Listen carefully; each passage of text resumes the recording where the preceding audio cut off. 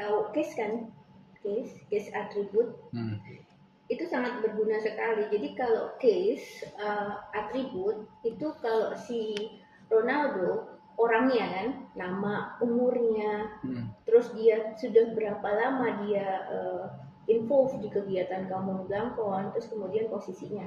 Kalau kalian mungkin adalah itu kebijakannya level nasional, harus diidentifikasi nasional, provinsi, level. Terus kemudian itu Surakarta, kalau membandingkan itu itu Surakarta, Karanganyar, ada apa. Kemudian itu tahunnya kapan berlakunya gitu. Jadi benar-benar case atributnya itu sangat lengkap, karena itu nanti buat metric query. Umpamanya, nanti kita bagi lagi, umpamanya saya RT RW Wonogiri, Karanganyar dan sebagainya, berarti dia bagian hulu. Kalau di bagian tengah Surakarta, Sragen, atau bagian, nah itu nanti ketika di-compare, coba ternyata di bagian hulu rata-rata KRB-nya tuh hanya perencanaan ya. Kalau yang di bagian hilir KRB-nya kemungkinan hanya pengendalian. Mungkin loh, ini saya. Nah, gunanya case atribut itu adalah itu. Jadi kalian nanti bisa mengkomparasi.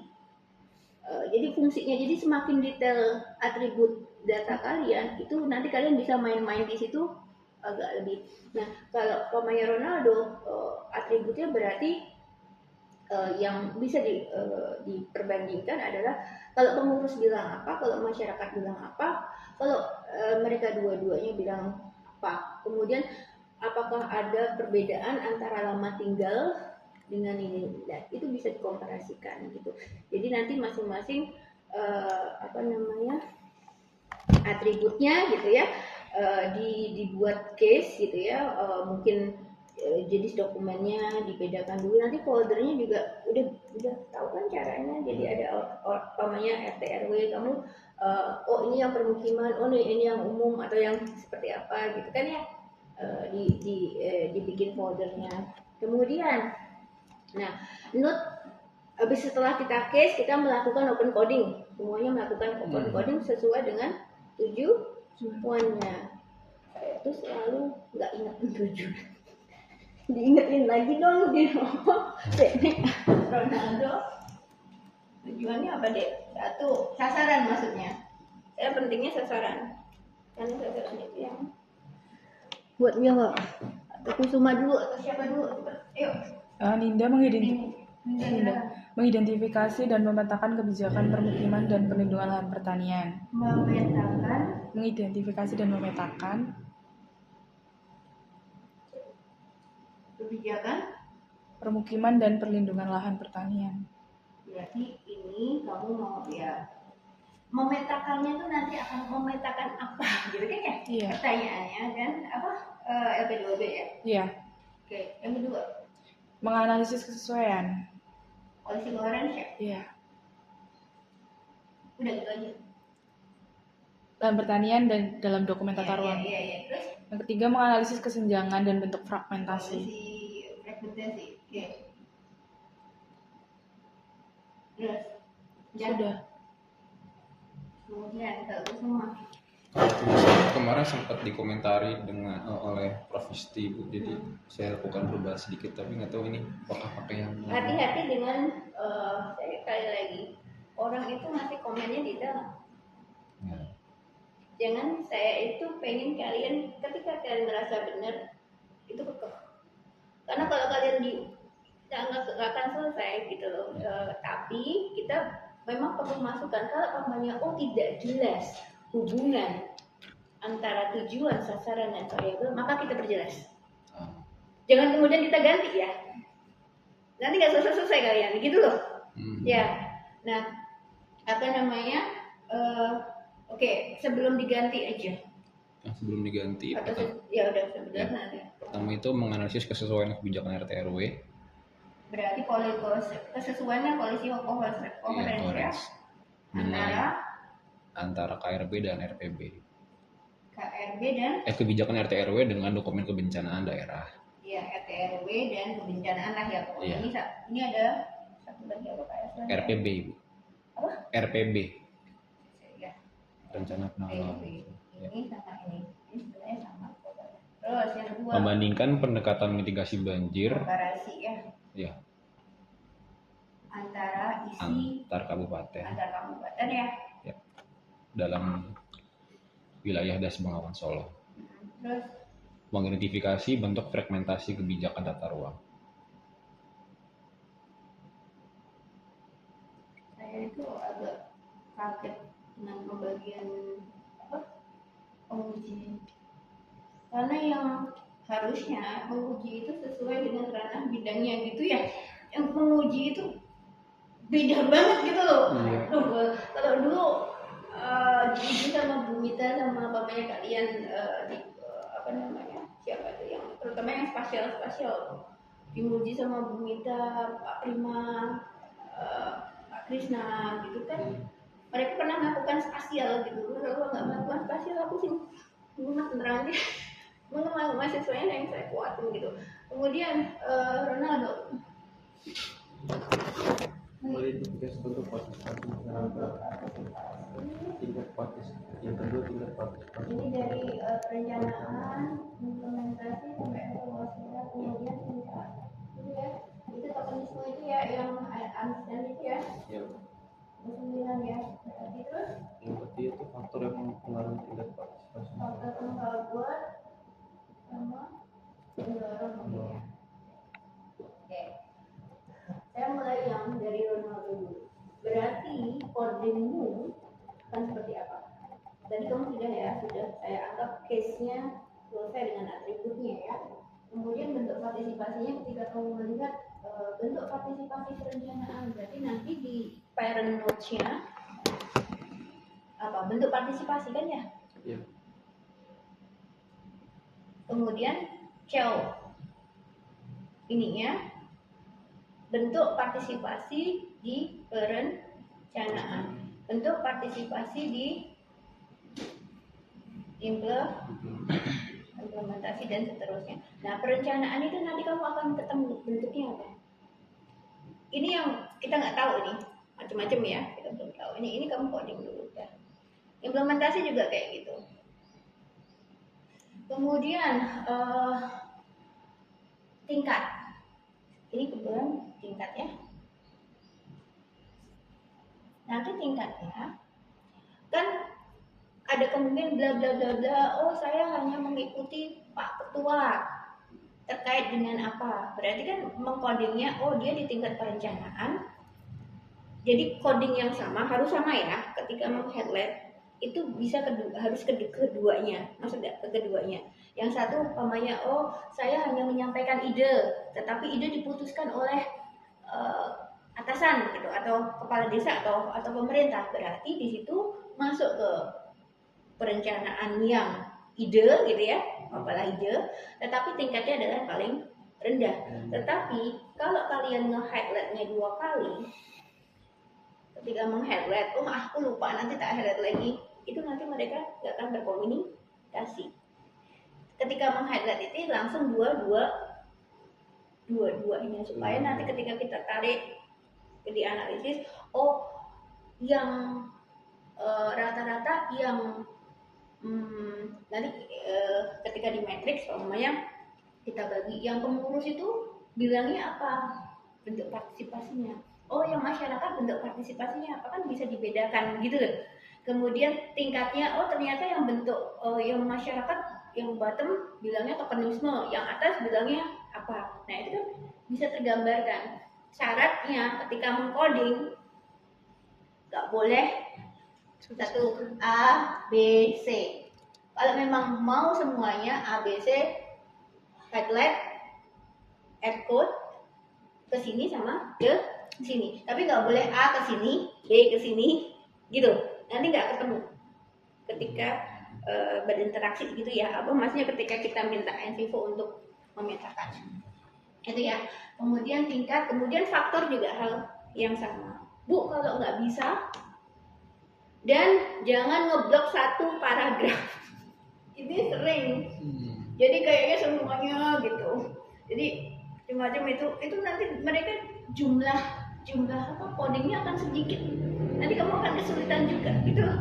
Ketika jumlah codingnya sedikit kan nggak bisa mengkomparasi tuh kalau codingnya sedikit. Jadi emang apa ya, sense itu tuh kalau nanti sudah trial error, ternyata satu paragraf aku tahu cuma 5 ini kan, ini gitu. Jadi ini ya, jadi ini sudah clear ya. Nah nanti kalau sudah mau coding semua, tinggal kamu mau running pakai matrix query, mau pakai endogram, mau pakai apa silakan, tapi coding dulu. Kalau Ronaldo, saya minta ini harus segera selesai karena harus di sidang. Kalau yang punyanya Kusuma, paling nggak kalian clear parents note-nya itu apa dan indikatornya. Oke, sekarang memetakan kebijakan ya, memetakan kebijakan pemukiman dan LP2B untuk melihat policy coherence dan policy fragmentation. Di situ ada dua yang namanya ada policy integration. Kenapa enggak? Apa saya bilang? Policy integration itu kan bisa diukur dari coherence sama fragmentation. Bisa nggak? Atau beda? Kenapa nggak ada policy integration di sini? Karena integrasinya pakai coherence sama fragmentasinya. Nah, coherence-nya itu, nah kita mau mengukur. Saya mau membaca dokumen itu seperti apa. Kalau policy integration menurut Resolus ada vertical, ada horizontal. Ketika ada pernyataan bahwa harus apa? Harus menyesuaikan dengan rencana tata ruang di atasnya. Berapa itu integration vertical. Seperti itu. Kalau tidak disebutkan apa-apa, berarti mungkin ini. Atau dia kewenangannya sektoral, dinas, berarti itu berarti fragmentation gitu. Nah, berarti yang harus kalian kunci itu kan, saya itu kepalanya, kan saya bilang integration itu kan bisa diukur dari coherence sama fragmentation. Tapi sebenarnya ketika kamu keluarkan, saya mau nulis integration, fragmentation itu fragmentasi spasial atau fragmentasi substansi. Namanya nih, saya ngarang ya, karena saya belum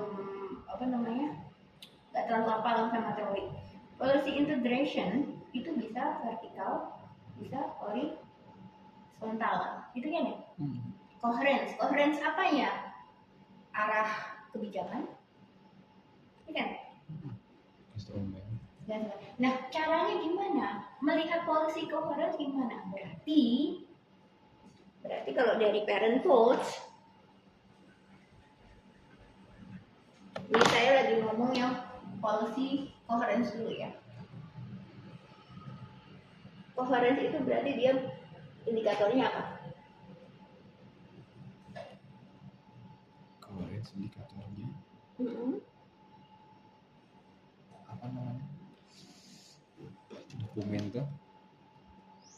Indikatornya apa? Bahasanya apa sih?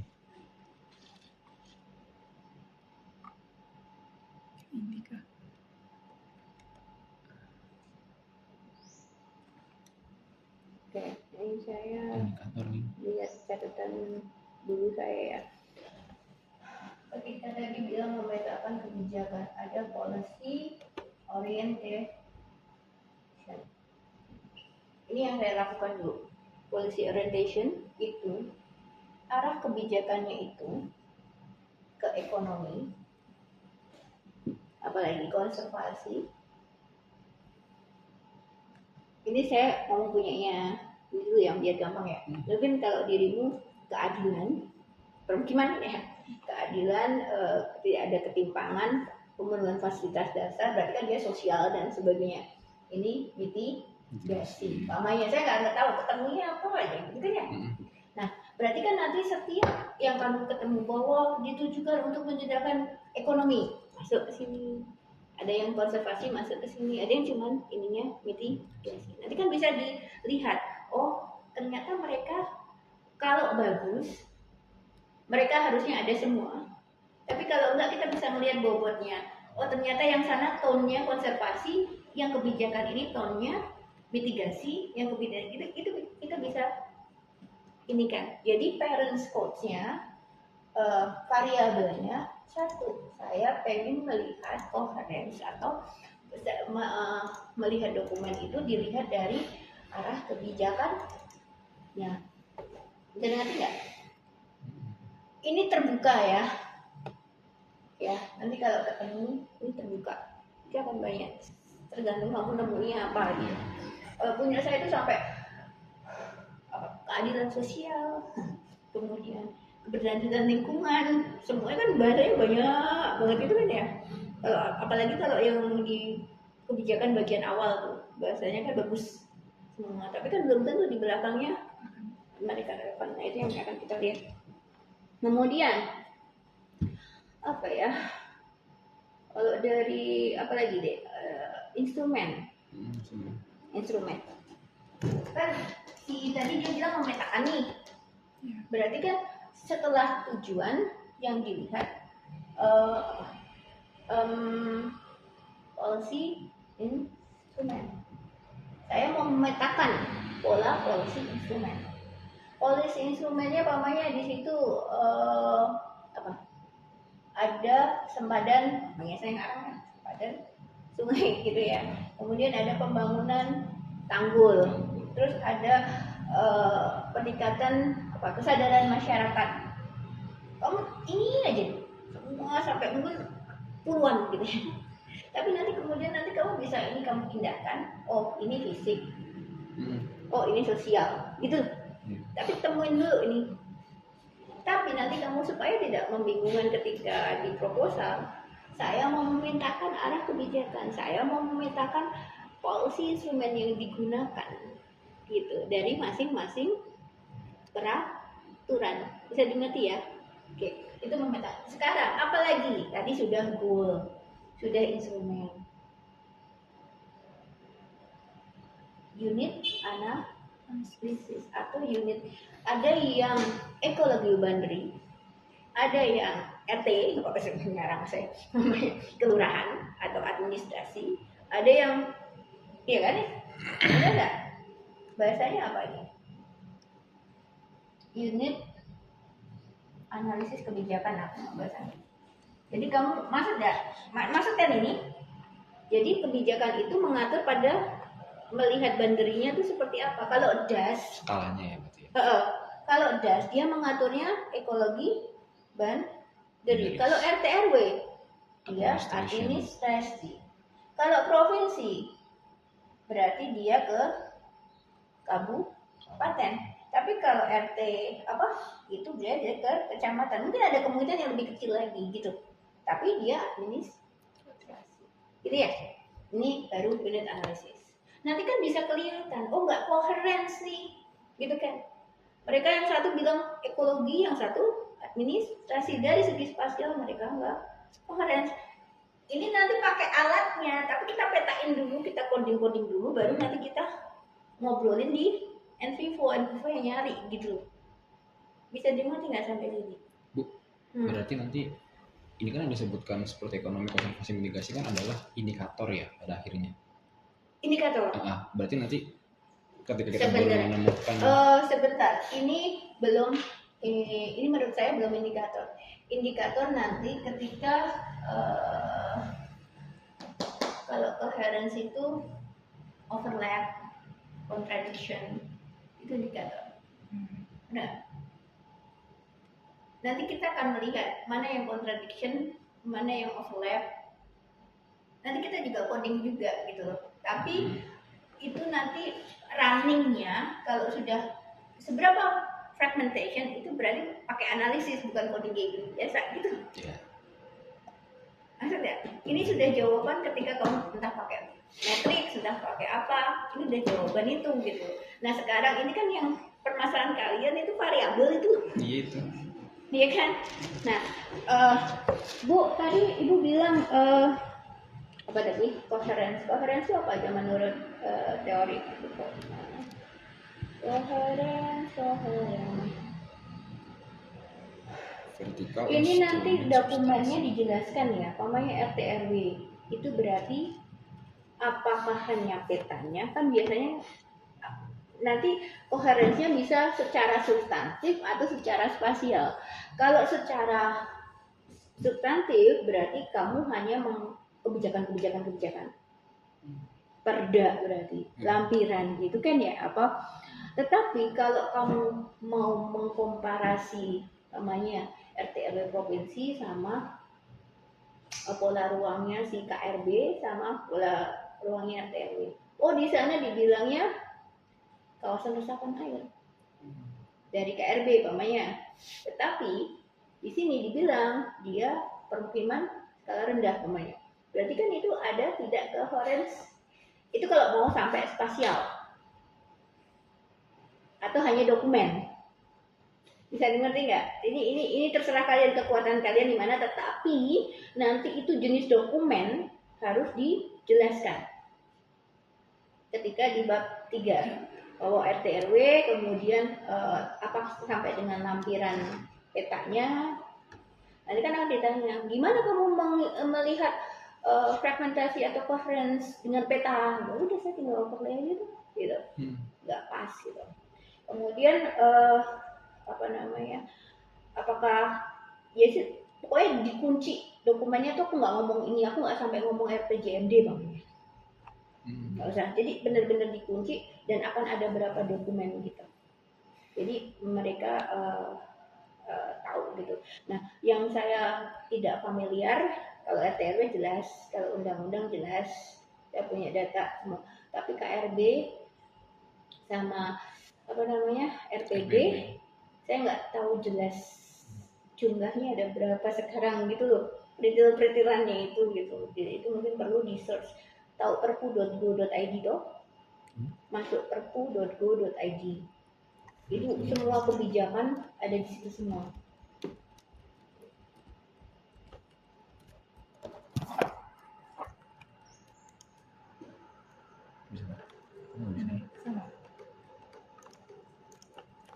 Kemudian kalau di Brisaulis selain dari substantif ada juga prosedur.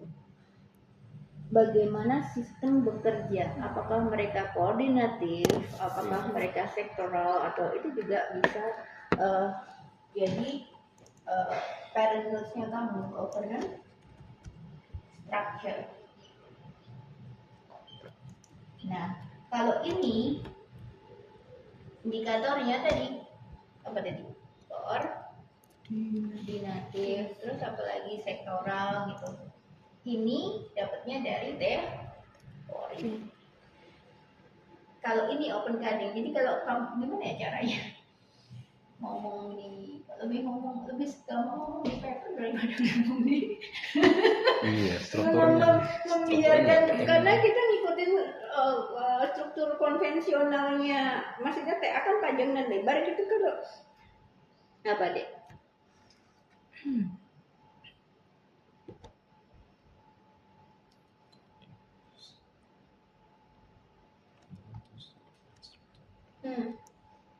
apalagi pokoknya aku pada ini kan bisa kan dilihat indikator apa polisi arah kebijakan namanya. Kalau kalian udahlah kita kesepakati aja, variabel adalah aspek yang atau konsep yang akan digunakan untuk melihat dokumen atau melihat transkrip yang disesuaikan dengan tujuan atau sasaran gitu. Jadi di sini kalau dan memang kan nggak familiar semua orang gitu ya. Maksudnya apa sih komponen gitu? Apa komponen kayak 5 gitu kan? Gitu. Maksudnya tuh ini, tapi kan mau bilang komponen, mau bilang aspek, mau bilang dimensi, kalian tahu bahwa itu adalah saya induktif. Ini adalah ibaratnya konsep yang saya pakai untuk melihat dokumen. Kalau mungkin saya melihat dokumen kan nggak ada petanya kan, saya pasti ada petanya kan. Lebih enaknya di eval ketiga kan kalian bicara gitu lah, bukan. Jadi itu tolong dikuatkan. Nanti juga Ronaldo juga seperti itu ya. Kemudian dari awal tuh dulu ketika Polda maju dengan PLSM, saya selalu bilang dosen-dosen nggak familiar loh. Kamu punya satu PR besar, untuk mengajari dosen-dosen, atau ibaratnya bukan mengajari, logikanya tuh bisa masuk, bukan logika teknis. Alhamdulillah berhasil gitu. Sekarang dosen-dosen boleh pakai LSM gitu kan. Tapi memang memperkenalkan pertama itu agak tricky gitu. Kemudian yang kedua, saya minta sama Atta sama ini, mereka semuanya baru semua, MGWR semuanya baru. Akhirnya sekarang adik-adiknya, teman-temannya pada ngikut. Tapi pertamanya luar biasa, kalian harus bener-bener paham gitu ya. Jadi mengubah sesuatu atau memperkenalkan sesuatu itu agak susah gitu ya. Ya, jadi harus benar-benar paham ya. Jadi yang kalian mau lihat dari memetakan kebijakan, jadi kebijakan permukiman yang ada dari level nasional, provinsi, bla bla bla, di border, ini saya mau melihat arahnya nih. Saya mau lihat instrumennya nih. Saya mau melihat unit analisis dia. Saya melihat bagaimana mereka berkoordinasi. Kemudian apa? Supaya kita bisa melihat, oh itu reaktif, oh itu preventif, approach ya, pendekatannya. Nanti pendekatannya yang tadi saya bilang tadi, atau ini mau ganti selain fisik, oh ini pendekatan preventif, oh ini pendekatan itu juga bisa gitu. Nah, PR kalian adalah kenapa kok ini secara teori kan ada semua. Udah masuk sekarang, udah clear. Kalau kamu mengubah punya yang Bu itu jadimu apa? Yang tujuannya Bu? Tujuanmu apa?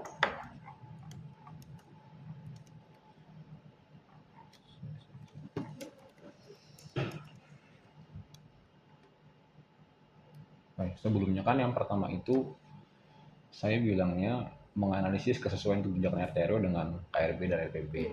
Terus aku coba ubah. Komennya apa? Komennya sebenarnya general Bu. Nah iya, kamu general terus kamu bilangnya antara latar belakang, rumusan masalah, tujuan dan sasaran tuh belum sinkron. Nah iya, berarti apakah kamu harus merubah tujuan? Iya, tidak kan? Ya. Berarti kan kita harus berarti latar belakang itu kurangnya apa ya? Kok menurut saya latar belakangmu sudah oke, Kusuma. Tujuannya sudah oke. Mungkin kebingungan bagaimana sih cara menganalisis kok bisa melihat ini, mereka belum atau memang belum familiar gitu. Kalian aja belum familiar, udah belajar gitu kan belum familiar gitu kan ya. Maksud nggak bahwa kekuatannya NVIVO tuh gede banget gitu. Kamu tinggal coding-coding, kamu mau apakan gitu ya. Jadi nanti ada yang pendekatannya apakah dia kreatif, biasanya kan kayak gitu saya dulu juga.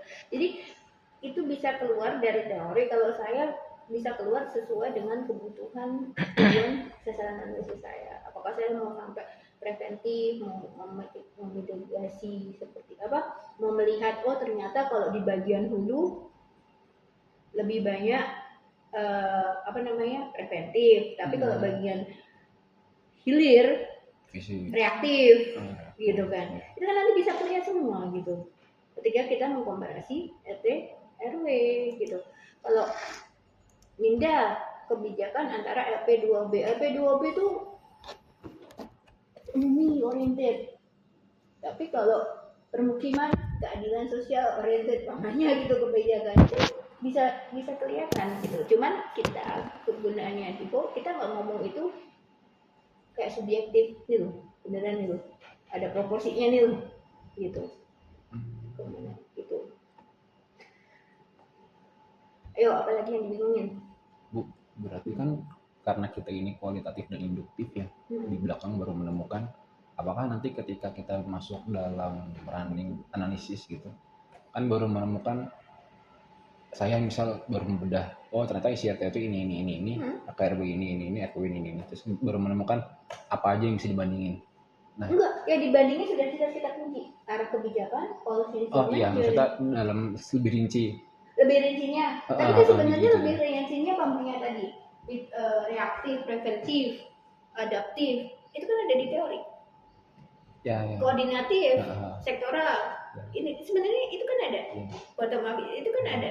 Nah itu kan berarti indikatornya sudah kelihatan. udah sejajar sih. Nah, Tapi belum belum mungkin terkunci.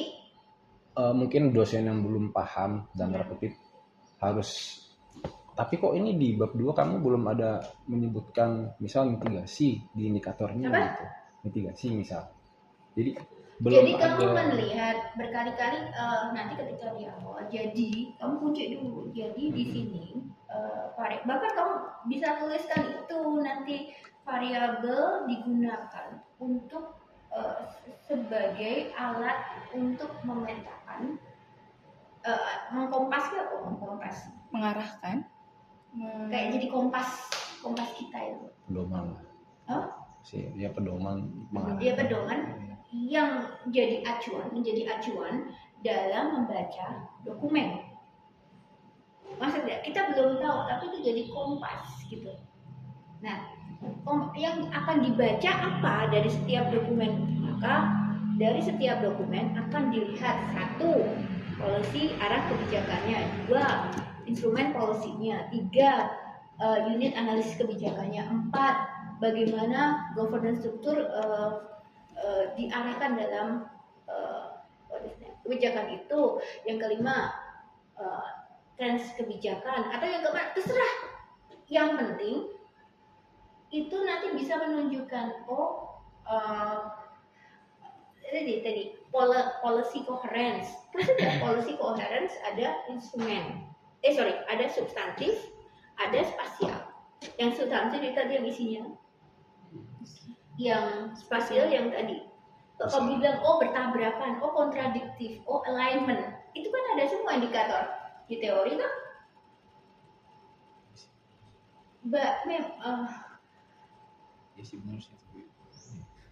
Kesulitan mahasiswa itu semuanya gitu ya, nggak mahasiswa satu S2 adalah menuliskan runtut, ngomong runtut supaya logikanya berjalan. Saya tuh kalau studio S2 isinya konsultan kabeh, ngomongnya panjang lebar kemana-mana sampai susah di stop. Kamu tuh mau ngomong apa sih? Itu kamu mau ngomong 100 slide pun isinya sophisticated, tapi kamu nggak jawab sasaranmu yo orang itu biji gitu kan ya.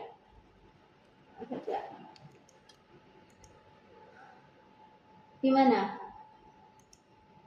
Masih ngisi ini juga kan sekarang tanggal berapa? 25. Kalian tanggal 50 ya.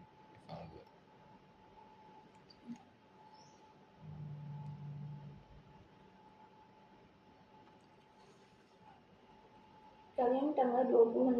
Tanggal berapa? 20 Pengumpulan evaluasi. Juni atau Aku ngeliat Juni. 26 ya. 26 tak? Iya sih. Bukan 20 ya?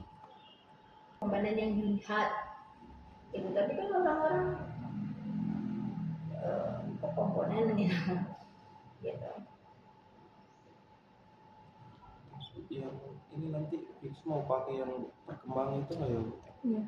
Nggak usah masuk. kan nggak ada. Tapi kan nanti ketika kamu di case atributnya kan ada di sana sudah berapa tahun.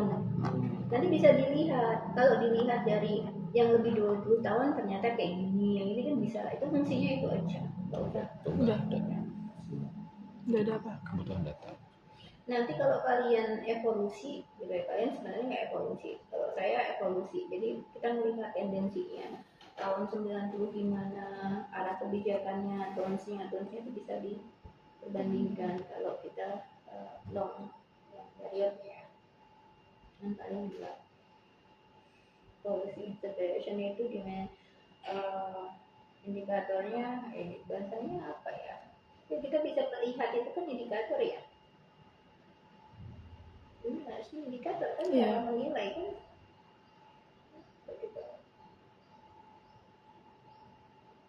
Ada lagi yang mau ditanya?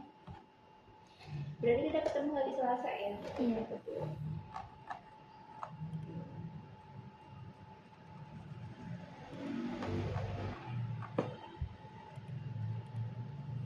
Yang ditulis Penjabaran kebutuhan Ronaldo data sama di dokumen dong. screenshot hasilnya kayak punya Iya kan, berarti di kebutuhan data namanya nampilinnya Iya, nah. uang segera 3.6. dijawab. Mm-mm. Nanti saya perbaiki apa namanya segera sidang. Yang mana? Kalau Bawa lagi, kita bawa lagi. sidang, Kebutuhan Ini. data. sidang next sidang gitu. 3.6. Kasih saya waktu Kayak salah. jadi Bawa lagi namanya berarti. kelayakannya maksimal kapan, khusus Ronaldo saya dikasih waktu Nih. 1 minggu ya. Maksudnya Hah? kirim draft fullnya saya. Ini, Ini di sini. Semua dokumen muncul nanti di situ. Kita ketemu tanggal 2 jam 10.12. Jadi pembedahan dokumen di sini. Kemudian kalian kumpulnya tanggal 20 Juni. Berarti kita masih punya waktu. Saya tanggal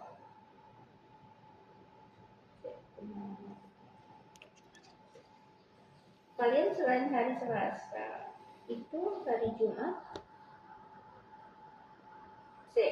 Ini kan kalian perbaiki nih. Iya. Ya, terutama yang komponen dulu, terus sebisa mungkin ke saya sampai metode tulis aja dulu. Iya. Oke, tanggal 2 kita ketemu, nanti siap kita perbaikan Selasa. lagi. Berarti kan udah 2 kali ya. Iya. Kemudian namanya minggu depannya lagi 1 kali, kita belum sepakati tanggal berapa gitu, tapi antara 8 sampai 12 itu kan berarti 3 kali. Iya. Berarti kan yang terakhir itu pemainnya tanggal 15 kalian kirim ke saya, kasih masukan final kan udah selesai Pak. Iya. Ya, itu dia. Rasa kayak film kan? Dalam? Rasa kayak MTPP loh. Aku nggak ikut. Kan Selasa nggak sih? Iya. Itu yang sebelumnya. Ngelompok aja ya. Jadi kalau yang people. Ini nanti yang mereka berdua juga mau tak pisahkan yang banjir, yang morfologi dan tujuan sasaran. Terus sasaran itu teknik analisisnya apa? Ini jawab ini enggak? Jadi dipetakan gitu, disebelahin gitu. Ini kalau sampai nggak puas, ini loh Bu, ini tuh jawab ini pakai ini, gitu. Kemarin anak S2 juga dipertanyakan, bagaimana mungkin rumusan masalah melihat pengaruh, tetapi kamu pakai uji pair, nggak mismatch kan? Itu kan mismatch kan? Uji pair kan nggak buat melihat pengaruh, dia bukan. Nah, kayak gitu loh. Ini perlu dipetakan. Saya ngomong apa di sasaran, di rumusan masalah, saya mau menjawab pengaruh, berarti ya pasti eksplanasi, pasti tekniknya entah itu regresi yang melihat pengaruh gitu, sedangkan yang dilakukan adalah komparasi, berarti kan bukan melihat pengaruh gitu. Nah kayak gitu, itu yang maksudnya adalah tadi nyambung gitu ya, jadi jangan maksudnya gini, jangan sedikit diubah. Kita harus orang biasanya sih pemimpinmu sih mabok, tidak menit ganti ya. Berarti untuk menanggapi masukannya Prof Visti ini Ya, nah, secara struktur saya sebenarnya sudah benar atau gimana Bu? Nah, kamu merasa udah benar nggak? Saya merasa sudah benar. Ya sudah, tapi nanti ketika menjelaskan waktu sidang, masukannya Prof Visti kemarin adalah coherence. Saya mencoba men-trace lagi gitu. Kamu tunjukin pemain satu slide gitu. Ini tujuan ini dicapai dengan ini tunjukin gitu. Jadi bukan wah saya udah benar gitu, tapi tunjukkan bahwa ini sudah coherence gitu.